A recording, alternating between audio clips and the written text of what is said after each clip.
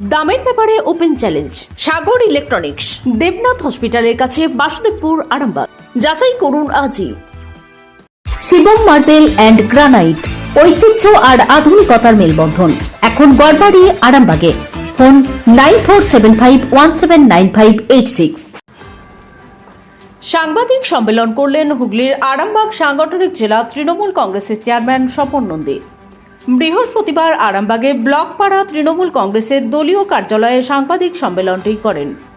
এই সম্মেলন থেকে রেল প্রকল্প সহ বিভিন্ন বিষয় নিয়ে বিজেপিকে তীব্র ভাষায় কটাক্ষ করলেন।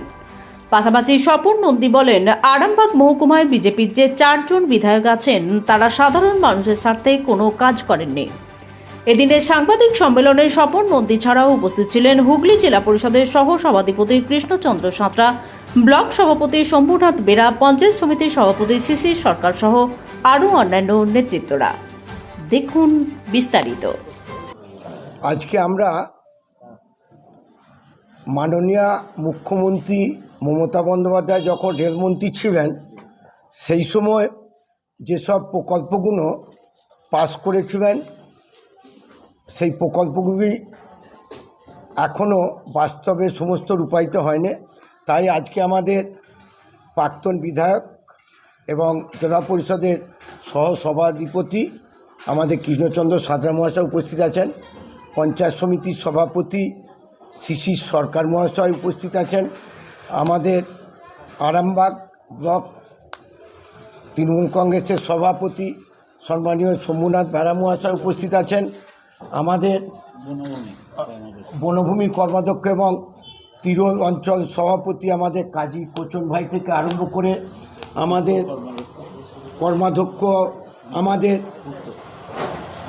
উত্তর কর্মাধ্যক্ষ আমাদের মিতাবাগ, উনি আবার আমাদের মহিলা তৃণমূল কংগ্রেসের সভানেত্রী আরামবাগ ব্লক খাদ্যের কর্মাধ্যক্ষ আমাদের মিনাজ আহমেদ, আবার উনি মলয়পুর অঞ্চল সভাপতি উনি উপস্থিত আছেন, আমাদের ভানু আর বুম্বা এরা উপস্থিত আছে। আমরা আপনাদের কাছে যে মাননীয় মুখ্যমন্ত্রী মমতা বন্দ্যোপাধ্যায় যে তারকেশ্বর বিষ্ণুপুর যে রেল প্রকল্প, সে আমাদের ব্লকের সহসভাপতি আমাদের রফিক ভাই এসছেন, ওনাকেও উনিও এসছেন, তা যেটা আপনাদের কাছে যে বিজেপি 10 বছর ওরা রাজত্ব করলো, যে তারকেশ্বর বিষ্ণুপুর যে রেল লাইন সেটা আজও সম্পন্ন হলো না। সেই বিশেষ করে কামারপুকুর যে স্টেশন ঠাকুর রামকৃষ্ণদেবের সেটাও হলো না। খানা বর্ধমান থেকে এই যে রেল লাইনটা এর জমি অধিগ্রহণ করেছে, তাদের অনেকে চাকরিও হয়ে গেছে সেই সব মানুষদের, কিন্তু এখনও এই রেল লাইনটা এখনও কেন্দ্রীয় সরকার রেল লাইনটাকে বাস্তবে রূপ দিল না। পাঁশকুড়া থেকে আরামবাগ আপনারা জানেন যে বীর সিংহের সিংহ শিশু বিদ্যাসাগর যার নাম, তার সেই জন্মভূমি দিয়ে যে আসার কথা সেটা এখন বিষভাগ জলে করে দিয়েছে। ধনেখালি থেকে আরামবাগ সেটাও কিন্তু এখন বিষভাগ জলে করে দিয়েছে। বোয়াইচন্ডী আরামবাগ যে স্টেশনটা রেল স্টেশন হওয়ার কথা সেটাও বিষভাগ জলে ফেলে দিয়েছে কেন্দ্রীয় সরকার, বিজেপি সরকার। আপনারা জানেন যে ভারতবর্ষের প্রথম রেলমন্ত্রী, সেই প্রথম রেলযাত্রী ভারতবর্ষে সেই রাজা রামমোহন রায়, তার মহকুমায় রেল নাই। মাননীয় যখন রেলমন্ত্রী ছিলেন মমতা বন্দ্যোপাধ্যায়, তিনি সার্ভে করার জন্য খানাকুল রাধানগরে তিনি সেই সার্ভে আরম্ভ করিয়েছিলেন, সেটাও কিন্তু আজকে বাস্তবে রূপ দেয়নি। বলুন্ডিতে একটা হল স্টেশন, আমাদের প্রাক্তন বিধায়ক উনি তখন ছিলেন, ওই আমাদের রেল বোর্ডের যে ওয়েবসাইট আছে সেই ওয়েবসাইটে হল স্টেশনের নামও উঠেছিল। কী কারণে বিজেপি সরকার সেটা ক্যান্সেল করেছে সেটা আমরা জানি না। আস্থা মাল্টি স্পেশালিটি হসপিটাল, আন্তর্জাতিক মানের সমস্ত রকম পরিষেবা। আস্থা multi speciality hospital, Nabapalli, Arambagh. এটা আপনাদের দেখিয়ে দিচ্ছি, এটা আপনারা এখন নিতে পারেন। যেমন তারকেশ্বর বিষ্ণুপুর এখনও কমপ্লিট হয়নি। বর্ধমান থেকে খানা বর্ধমান হয়ে যে আরামবাগে যে রেল লাইন আসবে সেই জমি অধিগ্রহণ হয়ে গেছে, যাদের জমি নিয়েছে তাদের অনেকে চাকরিও পেয়ে গেছে। পাঁশকুড়া আরামবাগ যেটা হচ্ছে আপনার বীরসিংহ দিয়ে আসবে বিদ্যাসাগরের জন্মভূমির পাশ দিয়ে, সেটা এখনও হয়নি। ধনেখালি থেকে আরামবাগ সেটা এখনও কোনো রকম হয়নি। বোয়াইচন্ডী থেকে আরামবাগ সেটা এখনও কোনো হয়নি। খানাকুল রাধানগরের আপনার সার্ভের জন্য মাননীয় মুখ্যমন্ত্রী সেই আমাদের রাজা রামমোহন রায়ের ভিটের ওই যেখানে জন্মভূমি সেইখানটা নিয়ে উনি সার্ভের জন্য সেই সময় ফান্ড দিয়েছিলেন, এখনও সার্ভের কোনো রিপোর্ট হয়নি। বলুন্ডিতে আরামবাগ থেকে আসতে মাঝে অনেকগুলো পঞ্চায়েত পড়ে, আপনার বলুন্ডিতে মাঝে একটা কোথা সেই মায়াপুর কোথা আরামবাগ, তার মাঝে একটা হল স্টেশন পাস হয়েছিল, সেটাকেও ক্যান্সেল করেছে। আমার এখানে প্রাক্তন বিধায়ক আছেন, উনি এটা নিয়ে করছেন, উনিও বলবেন। আর বিশেষ করে যেটা অমৃত ভারত যে স্টেশন 508টা হচ্ছে ভারতবর্ষে, তার মধ্যে আরামবাগ সাংগঠনিক জেলার মধ্যে একটা স্টেশনও কিন্তু ওনারা এটা পাস করেননি।